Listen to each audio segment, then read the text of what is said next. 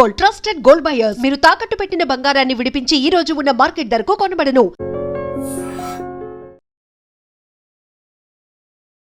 Sir ఏం sir ఎప్పుడు అంటే అదే ట్రాన్స్లో ఉంటారా? Like you come out of the music world are ఆ స్పేస్ దాందే దీని స్పేస్ దాందే లాస్య అది ఓన్లీ వర్క్ ఉన్నప్పుడే. క్రియేటర్స్ అనగానే కైండ్ ఆఫ్ ఫీల్ అసలు నాకు అసలు ఆ క్రియేషన్ అదంతా నాకు ఇంట్లో స్పెండ్ చేయడం అలా దొల్లటం చాలా ఇష్టం నాకు. అసలు ఖాళీ టైంలో యాక్చువల్గా నేను కంపోజ్ చేస్తూ ఉంటాను, బిజీ టైంలో నేను దొలుతూ ఉంటాను. నేను అది నా షెడ్యూల్. ఓకే, సో కంపోజ్ చేసే టైంలో హ్యాపీగా అలా వచ్చేస్తూ ఉంటాయి. బట్ చాలా లాంగ్ ఇయర్స్ ఆఫ్ జర్నీ కదా సార్, బట్ చాలా ఫ్యూ మూవీస్ మాత్రమే కంపోజ్ చేశారు. ఏంటంటే వెరీ పిక్కీగా చూజీగా ఉంటారా? నో ఆపర్చునిటీస్ బట్టే అలా చేశారు? నో ఆపర్చునిటీస్ బట్టే నాకు maybe I got very less opportunities despite the success of the music. That's all fate అంతే. అది ఎందుకు అంటే చేసిన ప్రతి మ్యూజిక్ హిట్ అయినప్పుడు అసలు you will be like one of the busiest person ఉండాలి కదా. ఎప్పుడు అనుకుంటారు ఎందుకు కొన్నే చేశారు, చేసినవన్నీ బాగున్నాయి, డెస్టినీనా లేకపోతే ఏంటి, వాట్ హ్యాస్ గాన్ రాంగ్, లేకపోతే ఆవగింజంత అదృష్టం ఉండాలి అంటారు కదా, మేబీ ఆ లక్ ఫ్యాక్టరా, what is it? Opportunities are there based on your luck only, not entirely on your merit అని నా అభిప్రాయం. Definitely. So I believe in destiny and fate. ఎక్కడో ఆ టైం రాలేదు, ఇంకా ఎక్కువ సినిమాలు చేసి టైం ఇంకా రాలేదని అనిపిస్తూ ఉంటుంది నాకు. సో ఇన్ని నంబర్స్ చేయాలి అన్న ఏదైనా పెట్టుకున్నారా టార్గెట్, ఇంత రీచ్ అవ్వాలి, ఈ కైండ్ ఆఫ్ మ్యూజిక్ చేయాలి, డిఫరెంట్గా చేయాలి అన్నది ఏమైనా టార్గెట్స్ ఉన్నాయా? No, there are no targets in my life actually speaking regarding my career Lasya. సంతోషంగా బతకడానికి ఎంత కావాలన్నది ఆలోచిస్తూ ఉంటాను నేను. I more inclined about peace of mind. నాకు పీస్ఫుల్గా బతకడం చాలా ఇష్టం. నాకు ఎవరికి ఆన్సరబుల్గా ఉండకూడదు. నేను పలానా వాళ్ళకి కళ్యాణ్ పలానా వాళ్ళకి అప్పు ఉన్నాడు, లేకపోతే కళ్యాణ్ ఏదో లోన్ ఉంది, ఈ కైండ్ ఆఫ్ బర్డెన్ నాకు అసలు ఇష్టం ఉండదు. అవి లేనంత వరకు I believe that I'm living a very luxurious life. అయితే కళ్యాణి మాలిక్ గారికి అసలు లోన్ కూడా లేదు, nothing, car loan, home loan, నాకు అసలు absolutely not even car loans, no home loans.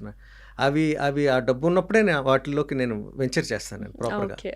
ఇంకొకరికి ఆన్సరబుల్గా నేను సడన్గా లేను అనుకుంటే నేను my family shouldn't be answerable for those kind of things. So ఈ మ్యూజిక్ వరల్డ్లో నుంచి ఈ ఫినాన్షియల్ దిస్ థింగ్ అంతా పక్కన పెట్టేస్తే లవ్ లైఫ్ ఎలా స్టార్ట్ అయింది కళ్యాణి మాలిక్ గారిది? అది నాది arranged marriage last year. Okay, but నేను పోస్ట్లీ ఇవన్నీ చూస్తుంటాను, వెరీ వెరీ అంటే ఎంత సూదింగ్గా ఉంటుంది అంటే when you post about your wife చాలా మంచిగా అనిపిస్తుంటుంది, వండినది like everything you'll post, right?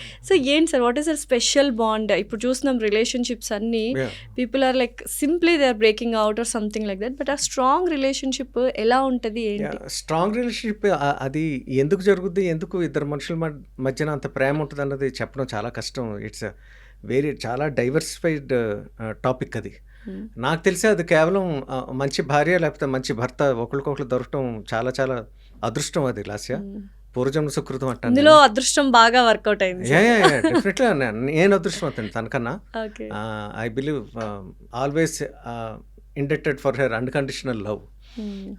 నేను నన్నుగా ప్రేమించే భార్య దొరకడం అన్నది చాలా అదృష్టం యాక్చువల్గా, చాలా. సో నేను తను అలాగా పోర్ట్రేట్ చేయడం లేకపోతే అభిమానం చూపెట్టడం అదంతా కూడా అది తన బట్టి తన మీద ఉన్న ప్రేమ, తను చూపెట్టిన ప్రేమ. అది తనతో పోలిస్తే నేను చూపెట్టింది చాలా తక్కువ. సరే, ఒకసారి ఏమైనా టెంపర్ లూజ్ అయ్యే సిచ్యువేషన్స్ వస్తాయి, emotional imbalances, how do you అంటే అప్పుడు ఎలా మీరు మీ ఇద్దరు కలిసి కూర్చొని మాట్లాడుకోవడం, ఇలా సాల్వింగ్ ఎలా చేసుకుంటారు? Time will heal actually. అంతే, ఒక రోజు కాకపోతే రెండో రోజు హీల్ అవుతుంది. అదంతా కలిపే ఇట్స్ ప్యాకేజ్. అంటే పెళ్ళంటే వడ్డించిన విస్తరలా ఉంటుంది లైఫ్. ఇప్పుడు కూడా there are ups and downs ఉంటాయి, గొడవలు పడతాం, అలుగుతాం, రకరకాలు ఉంటాయి. అవన్నీ రెక్టిఫై చేసుకుంటూ బాండ్ని స్ట్రెంథన్ చేసుకోవడమే లైఫ్ అంటే. లేకపోతే చిన్నదాన్ని కూడా నువ్వు నాకు ఏదో షర్ట్ కొని పెట్టలేదు సార్ విడాకులు తీసేసుకుందాం అన్న మోస్ట్ సిలియస్ట్ థింగ్స్ కూడా నేను వింటున్నాను ఈ మధ్య. అంటే నేను చెప్పిన ఎగ్జాంపుల్ తప్పే ఉండొచ్చు, but those kind of silly and stupid అటువంటి వాళ్ళు అసలు ఫస్ట్ ఆఫ్ ఆల్ అంత పేషెన్స్ లేనోళ్ళు లేకపోతే అంత అండర్స్టాండింగ్ లేనోళ్ళు ఫస్ట్ ఆఫ్ ఆల్ పెళ్లి చేసుకోకూడదు. బ్యాచులర్గా ఉండిపోయి అన్నెసరీ హెడేక్ అది, అంటే వాళ్ళకి and both side of parents. So ఒక రిలేషన్షిప్లో ఒక మంచి అడ్వైస్ ఇవ్వాలి అంటే what do you want to give? Don't share your problems with third person. Even if it is your mother, your father, your friend or your third person, ఇతనితో చెప్పుకుంటే నాకు కొంచెం రిలీఫ్ వస్తుంది, లేకపోతే వాళ్ళు ఏదో గైడ్ చేస్తారనో సజెస్ట్ చేస్తారనో మాత్రం మీ ప్రాబ్లమ్స్ని షేర్ చేసుకోవద్దు. ఓకే, వాళ్ళు ఇన్ఫ్యాక్ట్ ఆనందపడతారు. ఉన్నారు అలాంటి వాళ్ళు కూడా. అటువంటి వాళ్ళు కొన్ని లక్షల మంది ఉంటారు. మీరు వెళ్ళిపోయిన వెంటనే వెనకాల నవ్వుకునే వాళ్ళు, తెలుసా కళ్యాణ్ దెబ్బలాడుకున్నారంట, కళ్యాణి ఉమా దెబ్బలాడుకున్నారంట అని చెప్పుకునే వాళ్ళు, లేకపోతే బయట స్ప్రెడ్ చేసేవాళ్ళు కొన్ని లక్షల మంది ఉంటారు. They wait for the chance actually. బయట మన దగ్గర కన్నీరు కరుస్తారు, సింపతి చూపెడతారు. దోస్ ఆర్ ఆల్ ఫాల్స్ ఇది. సో అందుకని మన ప్రాబ్లమ్ని ఇప్పుడు కూడా మనమే సాల్వ్ చేసుకోవాలి. టైం విల్ హీల్ అని అన్న. అందుకని కానీ సిట్ డౌన్, ఒక రోజు కాకపోతే రెండో రోజు, మూడో రోజు ఆ కోపం చల్లారుతుంది. You will understand each other better.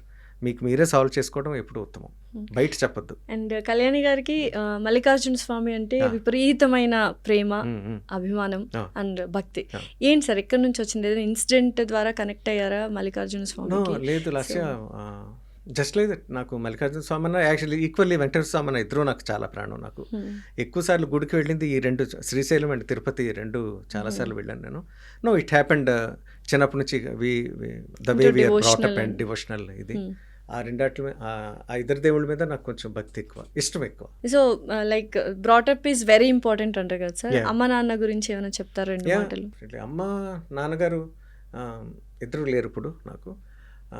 మాది కొవ్వూరు స్వస్థలం. మాది చిన్నప్పుడు అంతా నేను ఎక్కువ పెరిగింది అమ్మ దగ్గరే పెరిగాను నేను. జీన్స్ అంటే మ్యూజిక్ జీన్స్ కానీ ఇదంతా కూడా మా అన్నయ్యకి నాకు వచ్చింది త్రూ నాన్నగారు. అమ్మ సితార్ వీణ చాలా బాగా వాయించేది అమ్మ. నాన్నగారు he's a story writer and Sanskrit pandit, sitar player, harmony player, is a composer, is a multi talented. నాన్నగారు దగ్గర నుంచి రావడం, అలా అటువంటి అమ్మా నాన్నలకు పుట్టడం మేము చేసుకున్న అదృష్టం. అమ్మ అంటే చాలా ప్రాణం నాకు. సో మ్యూజిక్ నేర్చుకునేవారా, లేకపోతే మ్యూజిక్ అంత ఇంట్రెస్ట్ లేదు అసలు? థాట్ చిన్నప్పుడు ఫాదర్ అండ్ మొత్తం మ్యూజిక్ వరల్డ్లోనే ఉంటారు కాబట్టి ఆ దిశగానే కెరియర్ చూస్ చేసుకున్నారా, లేదా ఇంజనీరింగ్, డాక్టర్, టీచర్ అవ్వాలి అనుకునే వాళ్ళ మీరు? లేదు, అంటే చిన్నప్పుడే ఏదో అవ్వాలి అన్న థాట్ ఈ సినిమాలోకి రావాలని లేదు లాస్య నాకు. I studied up to 7th actually. అవునా, 7th క్లాసే ఇప్పుడు కూడా? తర్వాత ఇంకేం లేదు, నేను కన్ఫ్యూజ్ చేయలేదు. నేను డిస్కంటిన్యూ చేసిన తర్వాత ఎక్కడికో ఉద్యోగం చేద్దాం, చిన్నప్పుడు ఎప్పుడో కొవ్వూరు నుంచి పారిపోయినా నా ఫ్రెండ్ తోటి మైసూర్. ఎందుకు సార్, ఏ టైం అంటే ఏంటి అసలు? 13 years అప్పుడు. చదువు పట్ల డిసింట్రెస్ట్, చదువు పట్ల భయం, ఇదంతా కూడా నేను చేసిన.